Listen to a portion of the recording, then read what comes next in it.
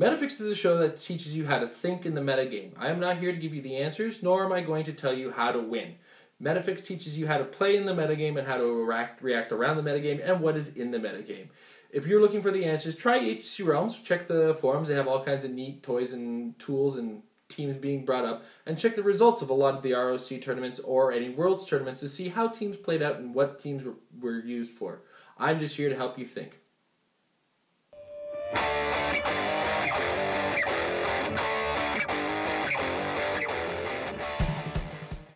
This is the second time I'm filming this, by the way. This is literally one of the harder episodes to actually have to explain, because sometimes you get these high-level game philosophy episodes that there's not a lot of visual work to do, or explaining how a character fundamentally works, or examples of characters who do things. So it gets really difficult to do an episode like this. So I'm doing my best, I swear, as we go into this. But when we talk about matchups in the sense of the high-level philosophy, understanding what's going to happen in the game comes from two things: practicing and understanding every character in the game. And I first want to say the HC Realms unit section is your best friend in understanding how your team is going to fare against other teams. Because the most seasoned players, and I can't say a single person who hasn't said this about Patrick Yaboko's the last year's world champ, both in teams and in modern singles. He has this in-depth knowledge of how a game is going to play the second you put the figures on the map. Part of that comes from paying attention to what a lot of people play. The other part of that comes from understanding the figures on the board and how they can possibly interact, not with each other's, their own figures, but with your figures. And that's one of the keys that a lot of champions will tell you is understanding how the game is going to go before the game is played is one of the harder tricks you have to learn. I can't specifically teach you with this episode. I 100% can't. I can explain some ideas on how certain things will interact when you have a game and things you can understand going in. For instance, let's think quick quiz time. He's got a Shatterstar. Guess what's going to happen first turn? Give up? He's in your starting area. What's worse is there's characters now like Murmur. Murmur is one of his good friends who has plasticity. Pretty nutso idea, right? So, understanding that you see certain characters, you understand certain things are going to happen. One of the harder ones to deal with, let's say, would be the Super Scroll. You come across a Super Scroll on the other side of the team, what's he going to do? Well, it depends. What are you going to do? Right? You can't predict that matchup, right? You see the question against you. Well, problem number one you've just run across is you've lost the ability to use Perplex as effectively as you used to. That's problem one. Problem two is that he cannot use Perplex twice, and that can go both ways. It can go against you, and it can go to up his own characters. Plus, that question comes with a multitude of powers. How is he going to react to you with the powers that he has the options of, right? You see a Blind Owl on the board, immediately start thinking, what do all those second clicks look like on your opponent's team? What is he planning on doing that? Is there an Alpha Strike? Look for the Alpha Strike. These are the little things you got to look for when you come into your matchup and understand what's across the table from you. You see Captain Marvel on the team? Well, guess what? Look for Kree keywords. Can't see Kree keywords? Guess what? There's a lot of 19 defenses you have to deal with, which could become a lot bigger in that sense as well. See Banshee on your team? Time to keep your distance, because Banshee within 6 range of your characters is going to show off all the defense powers that you have, except for toughness. You can keep toughness. Oh, he's got Psychic Blast. Never mind. If you see your opponent put Ryut on the board, understand you're going to be coming across a character that doesn't care about hindering, or, like the Weather Wizard, might really like the elevated terrain, if you kind of catch my drift, right? Do you see a Weasel? Expect range. Do you see a Highfather? Try to figure out what their win condition is, because sometimes if you look at a Highfather team, you're trying to figure out how are they going to win, in the sense of what can they do to end the game.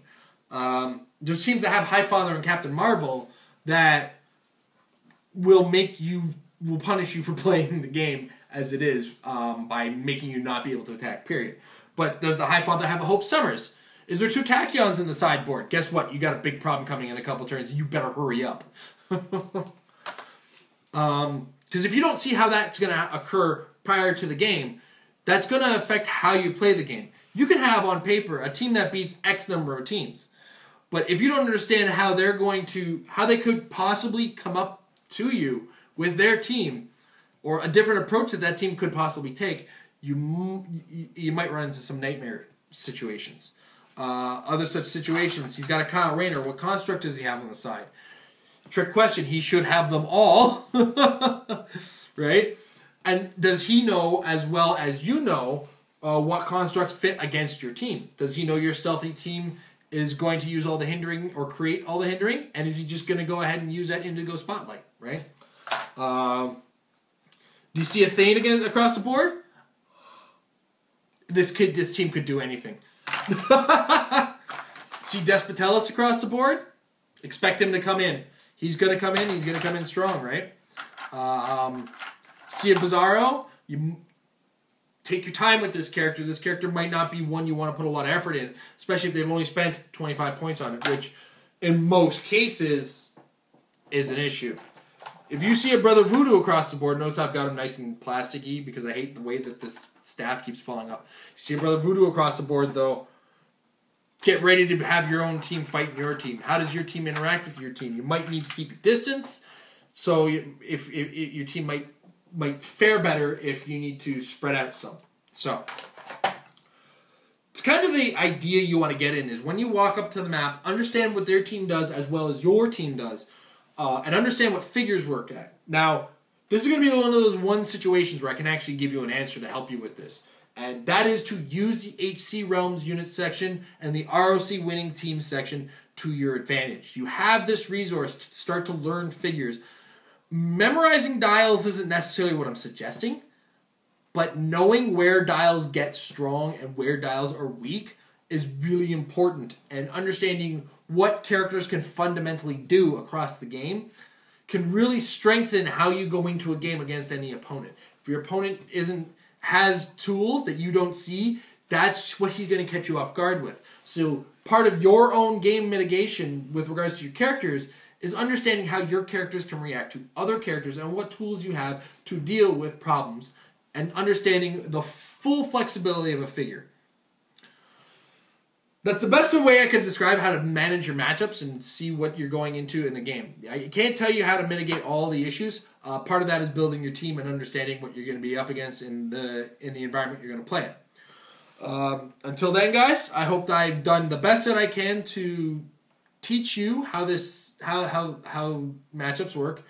And like I said, HC Realms unit section, understand your team, understand their team, use the ROC team winnings to see, or check ROC event results to see what teams are doing well, so you know what figures to expect as well. That's all I got for the day. Practice makes your team. The opinions and thoughts brought to you in Metafix are not meant for the casual game at the table.